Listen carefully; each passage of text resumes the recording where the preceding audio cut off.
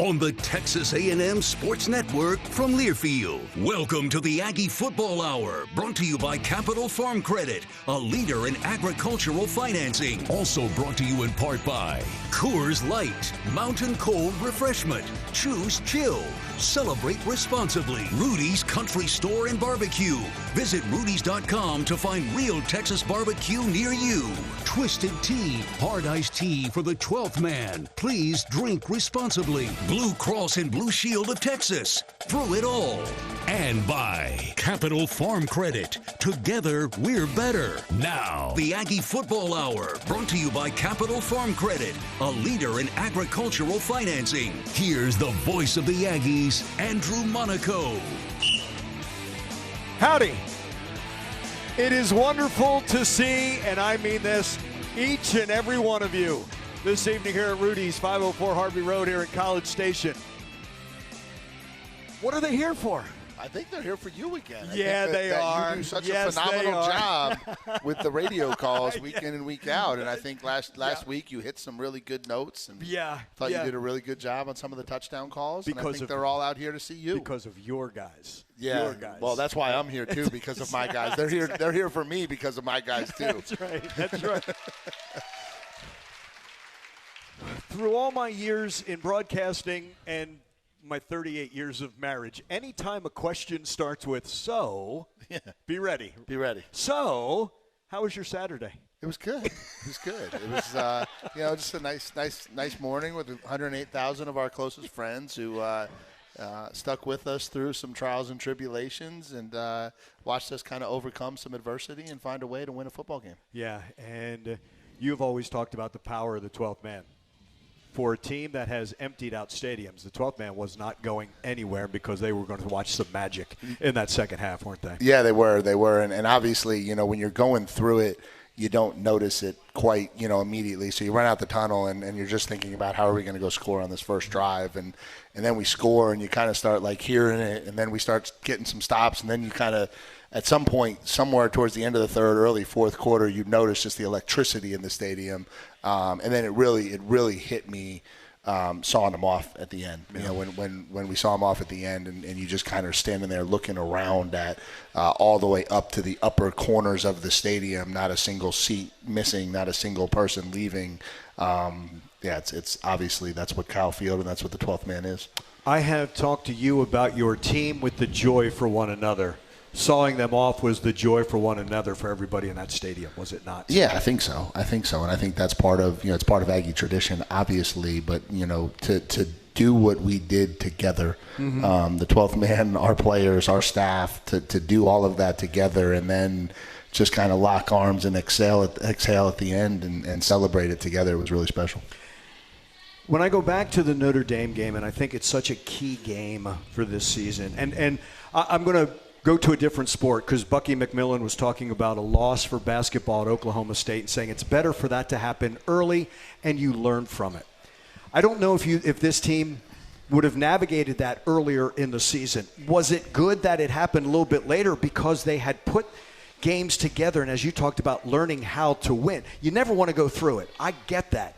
But was it better that it happened late in the season and something like this didn't happen earlier? Yeah, for sure that. But I do think like this team has had a little bit of a formula this year in terms of overcoming adversity and overcoming things not going to script and exactly how you planned them. And we talked a lot about that at the Notre Dame game that didn't exactly go. You're going to go on the road and you're going to be the top 10 team in South Bend.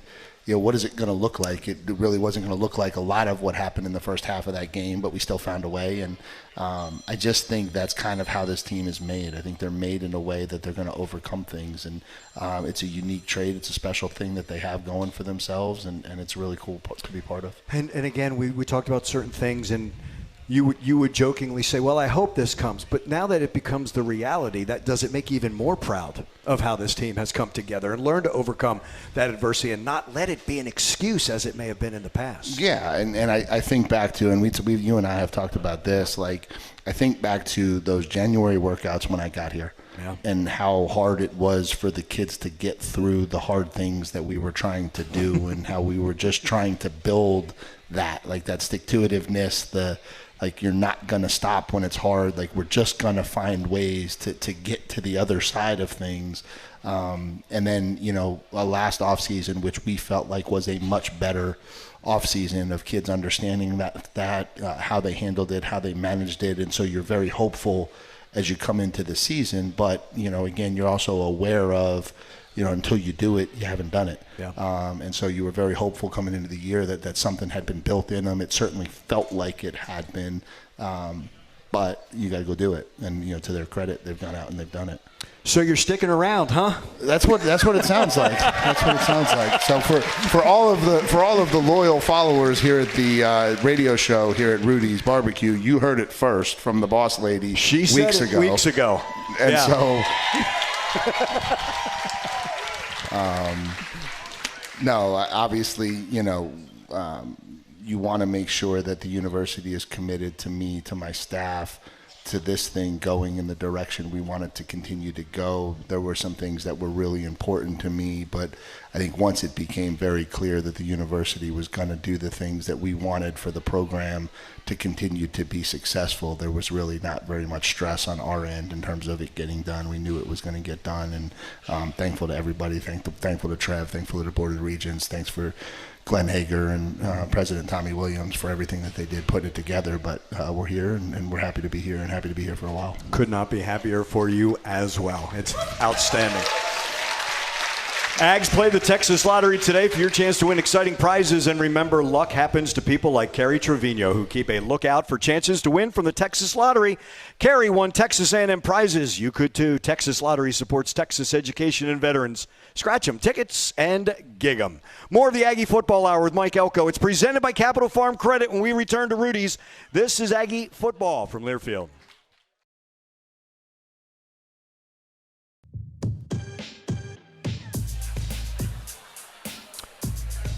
Thanks to the generosity of 12th Man Foundation donors, Aggie student-athletes have the resources to succeed at Texas A&M and beyond. Start your tradition of support today at 12thmanfoundation.com. Oh, baby. Jay is watching from 30,000 feet, he says.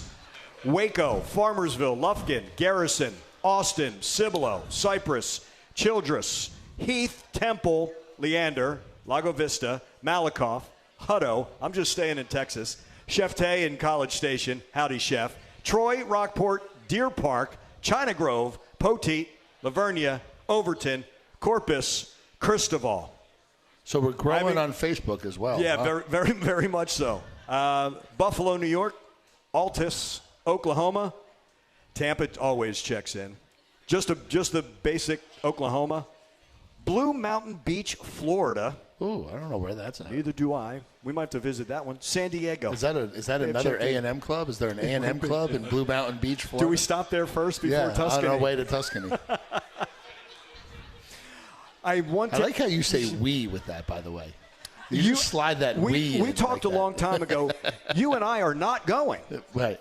Well, Laura and Michelle are going. Michelle and is for sure going. Yeah. Brandy, Lauren are going for sure. Yeah. And then it's just we're zooming. I think where we're at on the pecking order at that point. Not to as high decide as whether they we are. get to go. Not as high as they are. In that win Saturday, you mentioned this on Monday, and I wanted you to talk a little bit more about the play that Cassius Howe makes at the end of that game. And you said it was an elite play. Can you explain to everyone what made that such an elite play by him? Yeah, the design, we obviously wanted to pressure him, and we pressured him and didn't do the best job of closing the escape hatch on the backside. And so he flushed away from the routes, which is what we wanted, but into a fairly big area.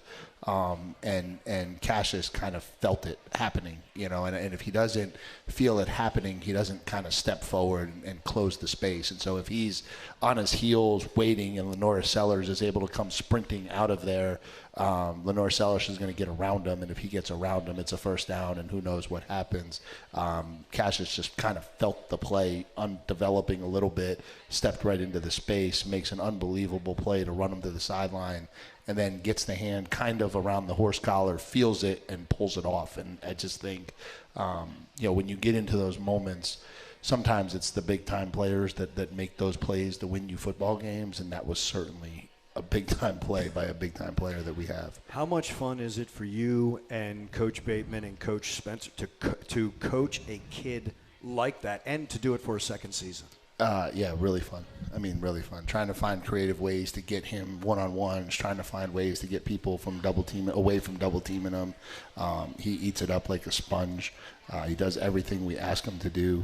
Does a great job from a coverage perspective. Does a lot of work with Coach Stan Watson on the coverage part of it, and has really put himself in a position to not only be one of the most dominant players in college football, to also obviously have a really bright future as he moves beyond college as well in the years to come. And that's that versatility that you talk about that only helps you next level, correct? Yeah, for sure. And he's not, he's not 6'5", 270, and so you're going to need a little bit of that versatility, and he has it in droves. And so he can impact and affect a game in so many different ways. And we've had to try to find creative ways to utilize that because he does draw so much attention. And so now there's times where because he's drawing so much attention, you're dropping him because that's eating up two blockers on a protection, and so that gives opportunities to other people. And so he's a really, really good football player.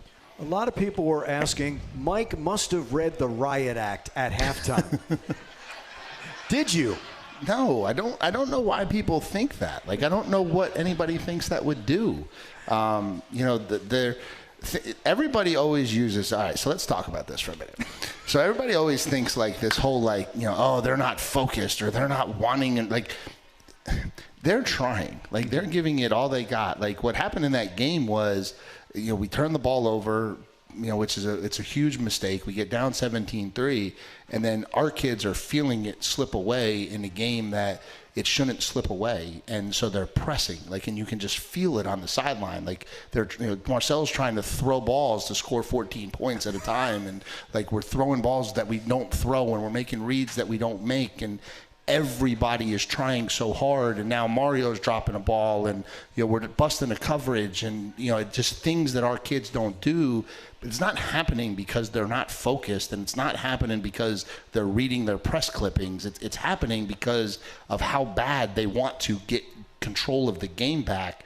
And so all you're trying to do is just get them to be themselves again. And so literally, and different teams require different messaging, right? And so I certainly have been on teams where you walk up that tunnel at halftime and, nobody's focused and everyone's heads are down and everybody's droopy, right? And then you do need to go in and you need to start throwing things and do things like that.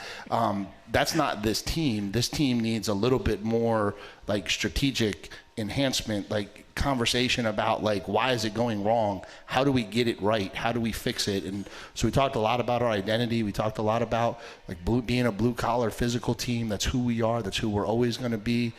Get back to playing Texas A&M football one snap at a time, and let's see what happens. Let's commit together to competing every single snap the way we're supposed to, and let's see what happens. And let's stop trying to just make things happen. It's not going to work that way.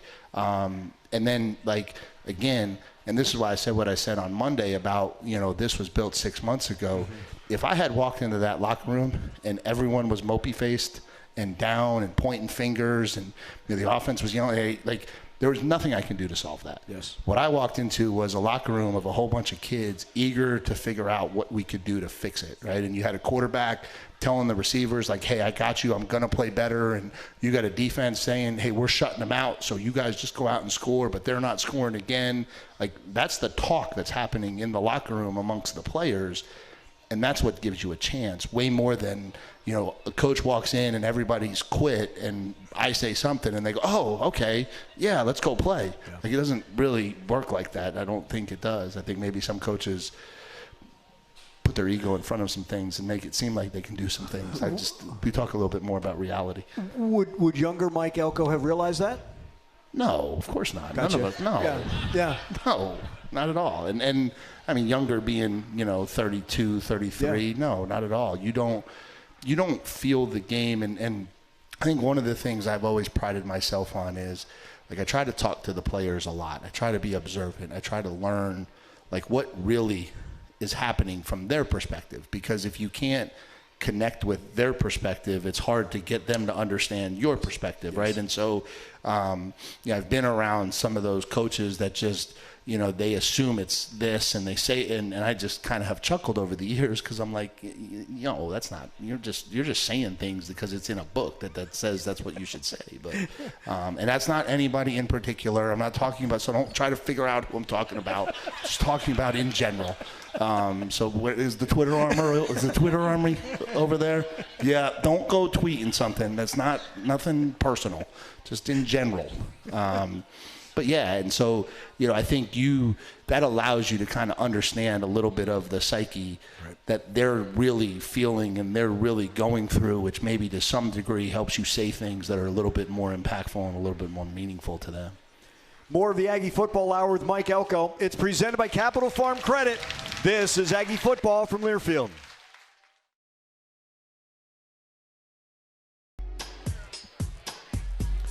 When you need a new roof or just have a pesky leak, you want to call on the winning team at Schulte Roofing, home of the Bulletproof Roof Guarantee. Get the best. Visit SchulteRoofing.com. Coming up on Saturday, fighting Texas Aggies, Sanford Bulldogs. It is an 11 o'clock kick.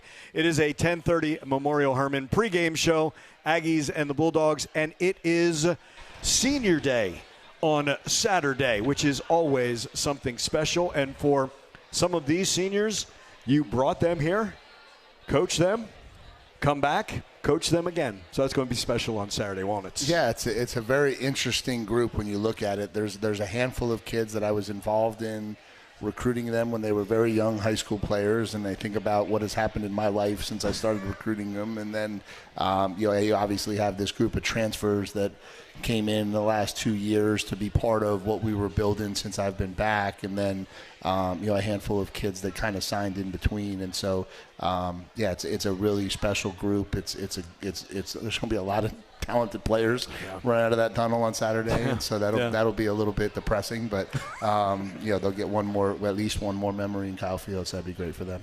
And then I want to turn it from those seniors. All season long, there has been so many of the players who have been ready for their moments. Isaiah Williams is another one, and when he stepped on this campus, all you heard was, man, he can catch the ball, and the speed that he has. And just given that opportunity, there's another young man who just flat out took it, and that is a key reason why this team won on Saturday. Yeah, and again, like we talk about it all the time, without those, we don't win. Without those kids being ready, without those kids standing ready to go and always ready when their name is called, we're not going to be what we are right now. And so it's another one. That's why he was the first guy I called out in the locker room after the game. And he's such a phenomenal kid. He works so hard. He puts in his work every day. He's unfortunately sitting behind KC, who's a really talented receiver, and he just keeps working. And then obviously, Mario goes down, and that creates an opportunity, and he's able to step in, and he gets loose on a couple routes, and the next thing you know, he's got a touchdown, and then he's the reason why we're coming back and winning a football game. You always talk about championship plays, and you look at them differently. As you say, it's not always that social media. The 4th and 12 was a big one for Marcel. Yeah, that was probably one that was on social media. Yeah, that would probably went hand in hand. But Nate Borkacher just absolutely steamrolling. Gamecock was another one. You could kind of see there's always those tone setters. Amari Daniels did it earlier this year. Just put that shoulder down and will not be stopped. No, and I think that was the energy we came out of the locker room with. And I said this is a really impressive stat. So we've been trailing twice at halftime this year. We were trailing at halftime at LSU. We came out of the locker room. We went on a 35-0 run. We were trailing at halftime of the South Carolina game. We came out of the locker room, and we went on a 28-0 run. And if it wasn't for idiot coaching by me, we would have went on a 35-0 run. And so that's twice that we've responded the right way. I was going to ask you, earlier this year I said, Mike, what a great call. You said it was a great call because it worked. Yeah, that's how they are. They're always like that. You have a vision of what it's going to go like, and when it goes like that, it's the most amazing call you ever made. And when it doesn't, it's not. Right. And so it's one or the other. That's how it works. That is as black and white as it can be in football. It's the job I signed up for, and I'm very much aware of how the job works. That's exactly just like the 4th and 12. Yeah. Unbelievable guts. What a call. Unbelievable guts to go for it. Yeah. Had it not worked, dumbest coach in the history of Texas A&M football, can't believe he ever went for it, right? It's all good. It's how it goes, so we appreciate it. Coach, we have 2 bridges for you because Coach will be out and I get a chance to meet everyone. No autographs, please. He's got to be back for the second half of this show, but we're going to go with 2 bridges. Demetrius Crownover talking about his 5 for basketball. Yep. And then Trooper Taylor. Oh, God. And I promise we can't air it. That bridge might be like 7 minutes long. We cut it down to 37 seconds. Yeah, good luck with that. Absolutely. Hey, I will say this, just one thing, don't mean to cut you off. Sure. Just to the audience, I am a little under the weather.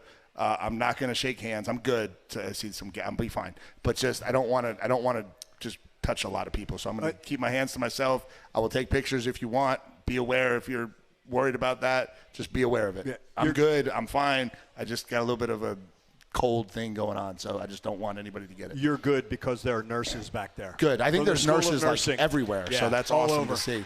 And he's going to hate this because I'm going to say it. The Hallettsville Hammer is here tonight. Ryan Targach is here. Is he really? Yeah. There he is. I love it. That's awesome. That's awesome. When you talk about great Aggies, that's start right there. How about that? Absolutely. The 12th man lives. Absolutely. The Bridge next. Demetrius Crownover talking basketball. When we continue, it's the Aggie Football Hour with Mike Elko. It's presented by Capital Farm Credit, and this is Aggie Football from Learfield.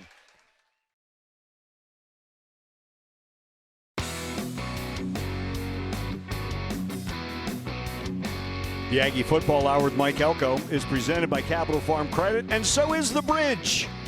Capital Farm Credit, the largest agricultural lender in Texas. Capital Farm Credit, together, we're better. Best thing I heard this week, Demetrius Crownover, crossover to basketball. Crown answers if he would beat Marcel Reed one-on-one, and Crown also names his Aggie football starting 5 for basketball. Am I in my prime shape? I think I can beat him. Right now, I won't be able to keep up. He's too quick. I won't be able to keep up. You think you'd bully him in the post? Oh, yeah, he has no chance. If I start with ball and we're playing make it take it, he's not getting the ball. You have 3 other guys you'd pick from the football team to make a starting 5? Starting 5, I put Marcel at my 1. I put Rylan Kennedy at my 2. Putting Cash at my 3. I'm going to the 4, and Deuce Farley's going to the 5. I like that. It's good 5. Time to call Bucky McMillan and see if they can be ready for SEC play. Texas Farm Bureau Insurance wants to give you a VIP Aggie basketball fan experience this year. Go to 12thman.com/maroon contest and register. One winner and a guest will receive game tickets, a VIP tour of Reed Arena, and you'll be recognized on the video board during the game. Register today, 12thman.com/maroon contest. Texas Farm Bureau Insurance is a proud partner of Texas A&M Athletics. Not 1, but 2 bridges. We hear from Trooper Taylor about the stable of running backs when we return to the Aggie Football Hour with Mike Elko. It's presented by Capital Farm Credit. This is Aggie Football from Learfield.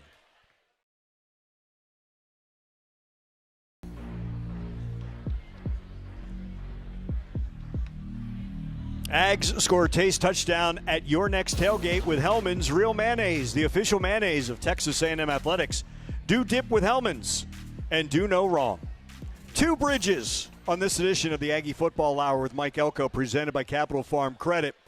So this is the best thing that I heard last week, and it was during the episode of The Pulse.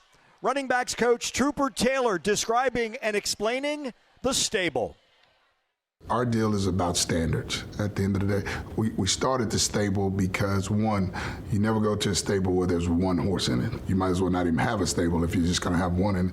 And the point of it was really to make sure everybody understood that being a part of the stable comes with standards. And if you look at the word stable, it has the word able in it. And so I tell them, there's a lot of ables. You got to be available, you got to be coachable, you got to be dependable, and you got to be accountable. And so all those ables allow you to be in the stable. So, and I would say they have lived up to those standards, each one of them.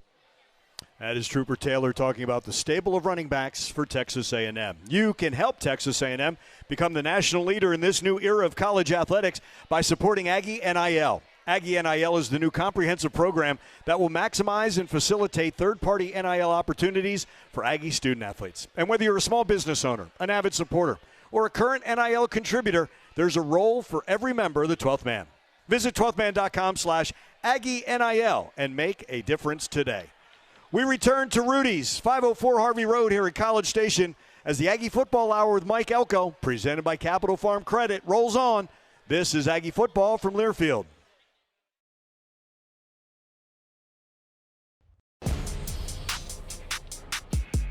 Rudy's is a proud sponsor of Aggie Football. Be sure to stop by your local Rudy's or Rudy's.com for some real Texas barbecue. Enjoy 100% oak smoked meats, delicious sides, and Rudy's signature sauce. We continue. It's the Aggie Football Hour with Mike Elko. It is presented by Capital Farm Credit. Here we go. Here we go. Do we put the clock on? As he has made his way. So he did two bridges because he started this early in the season, that he would go out during the break and meet everybody. And because of the overflow crowd that we have, we did two bridges. So we got to hear from Demetrius Crownover. We got to hear from Trooper Taylor.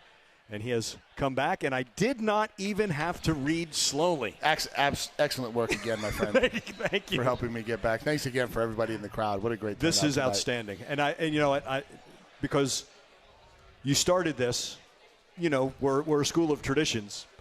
But you did this from week one to see everybody. And it is a way for you to do that. But this support has been unbelievable, Mike. It's been fantastic. It has been. I think we're now, 11 or 12 straight over 100,000? Yes.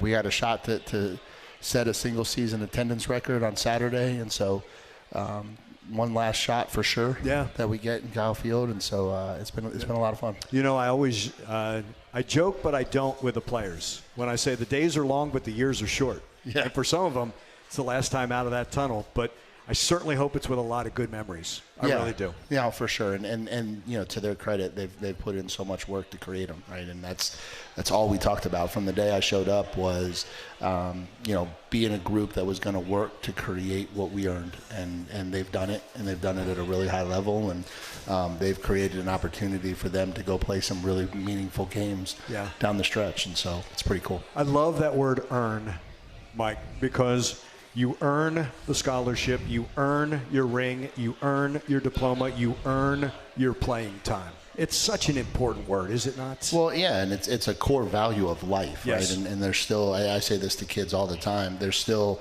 such a big part of my job that is still taking a young man who's leaving home for the first time and helping him get ready for life. And you can add whatever you want to college football, NIL, transfer portal, playoff, like all that stuff. At the end of the day, there's still an integral piece of this.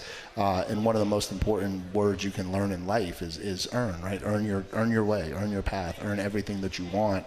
And then it's really powerful when you learn that you can actually do that, right? When you can actually put in enough work to control the outcome of your life. And that's what we try to teach in the program. So the question is from the School of Nursing. Aggie nurses train to save lives. What do Aggie football players train for? I think they train to be mentally tough. I think that's really the biggest attribute that you're training for. And obviously there's so many things that go into football training and fundamentals and strength and all of that. I think, but at the end of the day, you're training to become a mentally tough person who can overcome whatever football throws at you. And I've talked about this for years, but that's the beauty of sport, is you walk away from sport learning that, and then you take that into life, and it allows you to go out and be successful in whatever you try to do. Will you? Yeah, you can clap. Yeah. Leroy getting it started. Great question. Yeah, it really is.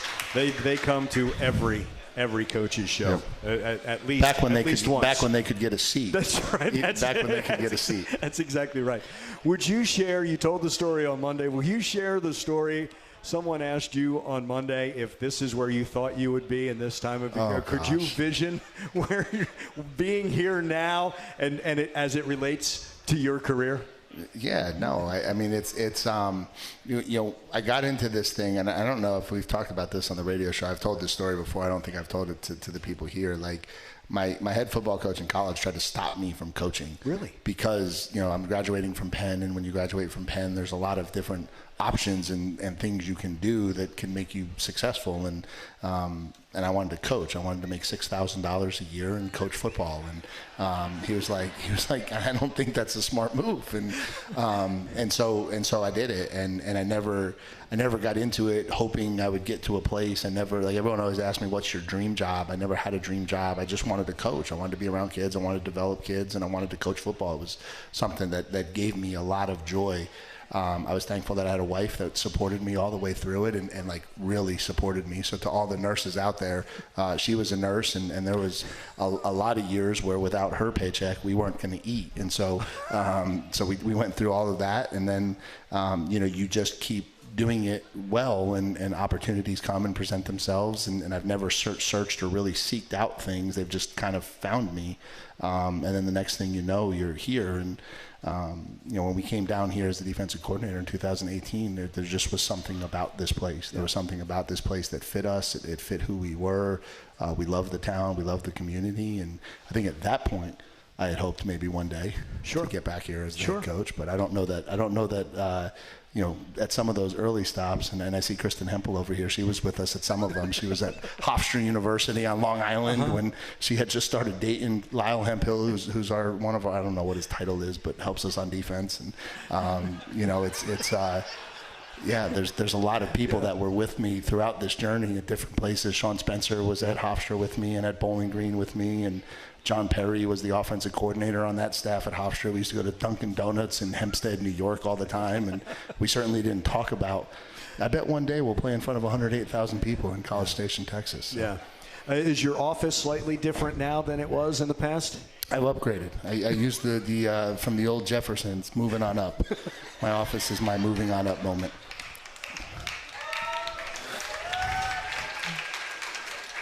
Do you have your own bathroom?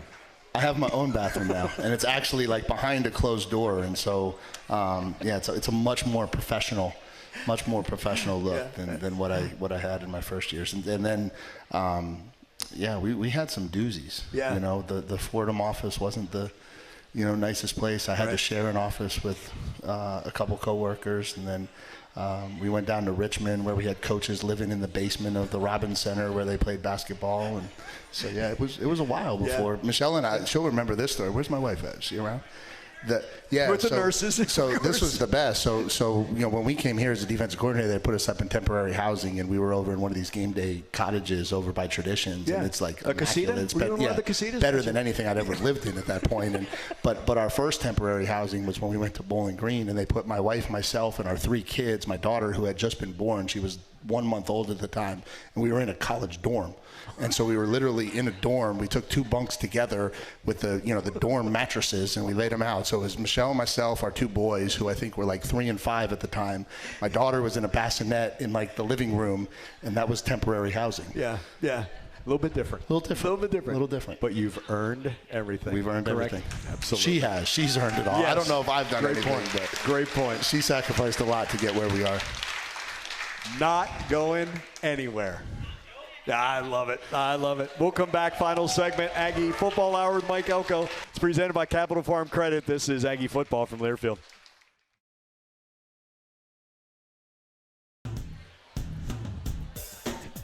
Twelfth Man Aggie NIL is a new program that will maximize third-party NIL opportunities for Texas A&M student-athletes. You can help the Aggies become the national leader in this new era of college athletics. Visit 12thman.com/AggieNIL to find out how. Tony O'Neill is the producer of the Aggie Football Hour with Mike Elko, presented by Capital Farm Credit. Kevin Menchow is our engineer here at Rudy's. A reminder that next Wednesday we will not have a show. Happy Thanksgiving, everyone.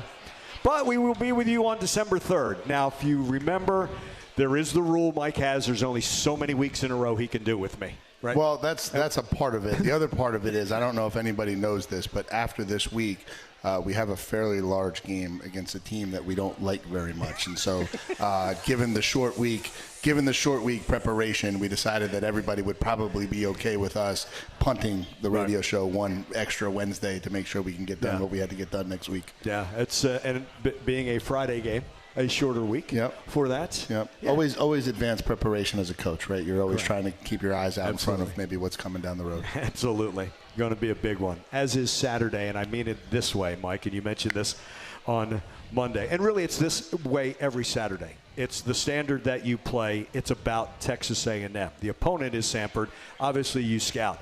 But what do you want to see most out of your players on Saturday against Sanford? Yeah, I want us to handle it the way it needs to be handled. I want us to respect the game the way it's supposed to be respected and come out and play to the standard we have at Texas A&M. And I challenge them that's probably been the one thing I've been most disappointed about this year is in those games where you would think we would come out and play well from the beginning, we haven't always done that. And so the challenge to them is can they play to our standard without needing to respond to circumstances. We've done really, really well at responding to circumstances, but as we move forward, we're going to have to figure out how to play to our standard before we have to overcome things, and that's a challenge. That's a challenge for Saturday. Is it something that you want to see your players identify first before the coaches even have to say something to them? Yeah, I think so, and I just think it's just go play at the level you can. And let's see if somebody can match it instead of trying to figure out where that level actually is. Is that what we've talked about in the past about identity? You know when you're playing to your identity, and you've always said blue collar is right there at the top of the list. There's no doubt. And if you're blue collar, blue collar never leaves you. No. You don't become unblue collar on a Saturday. And so, I think that's a big part of it. That physicality that you have been playing with this season has been the difference in a 60-minute game, has it not? Yeah, I think so. I think you've seen over the course of the year we have had some success wearing people down in the second half. I think we have worn people down at the line of scrimmage. I think there's certainly been games where teams have gotten the better of us for periods or halves, but over the course of 4 quarters, we've usually found a way to come out on the right end of the physicality battle. And obviously, as we move forward to bigger and broader things starting Saturday, but beyond that too, that's going to be critical. Enjoy Saturday along the lines of the lives that you have positively affected, and you get to be with their families for that. And as you always talk about, you don't get many opportunities in Kyle Field, and for a lot of them, that's going to be the last one. I hope it's special. Yeah, no doubt. And it's the last one that they're guaranteed, and we always talk about making sure that last memory in Kyle Field is a special one. And I know the 12th man will be out there loud and proud again. They always are. And it's the last guaranteed opportunity we have to celebrate the 2025 football team. And let's make it a special Saturday morning. Beat the hell out of Sanford, and happy Thanksgiving a little early. Appreciate you guys again for coming out. Thank you so much. We'll see you guys in a couple weeks, and looking forward to finish this thing the right way. He is the head coach of the Fighting Texas Aggies. That is Mike Elko, and on Saturday, Texas A&M will take on Sanford. 10 o'clock, we get started with our Memorial Hermann pregame show, and at 11 o'clock, it'll be the kick between the Aggies, who are 10-0 and 7-0 in SEC play, stepping out of conference to take on the Sanford Bulldogs. You will hear from Tyler Onyetum on Saturday. You'll likely hear from Coley Fayu as well on Saturday, as Dave and Will join me and Kevin from the booth at Kyle Field. A reminder that Friday night basketball at Reed Arena. That is a 7 o'clock tip, 6:30 with our Dos Equis tip-off show, as Texas A&M plays host to Manhattan. The Jaspers, Aggies get back to their winning ways with the 86-81 win over Montana. That was last night at Reed Arena. We thank you so much for joining us, as you've done all season long here at Rudy's, all along the network, on the 12th Man mobile app, on Learfield's Varsity Network app, and on Learfield's Behind the Mic on the Texas A&M Football Facebook page. Once again, Tony O'Neill's our producer. Kevin Menchow is our engineer. For head coach Mike Elko, I'm Andrew Monaco. Thanks so much for joining us. Thanks and gig 'em. This is Aggie Football from Learfield.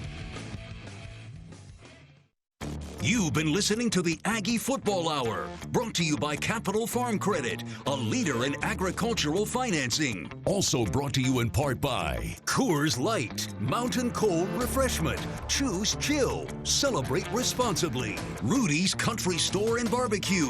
Visit rudys.com to find real Texas barbecue near you. Twisted Tea, hard iced tea for the 12th man. Please drink responsibly. Blue Cross and Blue Shield of Texas. Through it all. And by Capital Farm Credit. Together, we're better.